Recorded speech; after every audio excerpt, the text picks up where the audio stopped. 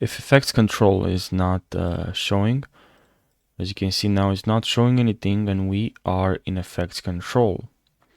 Effects controls here is not showing anything, and what you have to do to fix this, you have to go to click here. Basically, that's the fix. But now another thing that you may encounter is if you can't find at all effects control, simply the panel is closed, is not there. If you go at window here you can find a lot of windows, and you can also enable effect controls. You can also shift +5, and now we have controls again. Now another thing that you may not do is just something. If you don't select your video, then inside your effects controls nothing will appear. So again, make sure you select your video, and then here you should see. I had this problem myself. I know when I started learning Adobe Premiere, it's just that I didn't pay attention to some of the key things in the Premiere Pro. So you'll get used to it to actually select your video when you're trying to go to effects controls, and here you would like to change something. And also when you go to effects, here you can find effects as well, and if this is closed, you can also go here and enable effects. And here when you look for an effect, let's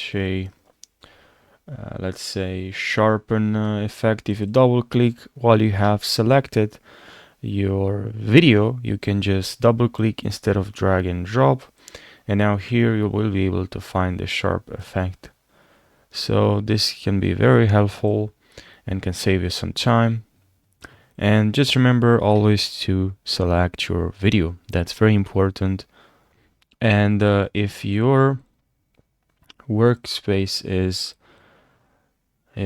a mess, you don't know what you should do to fix this, well, what you can do is actually go to window here, and here in workspace, make sure you click on reset to saved layout, or also use the shortcut alt shift and 0, alt shift and 0. And now we reset the entire workspace.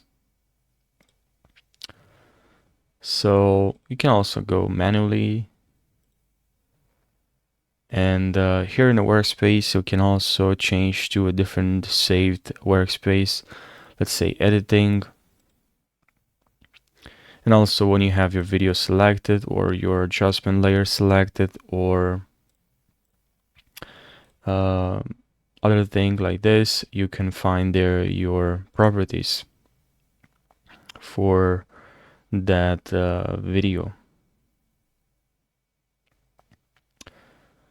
Here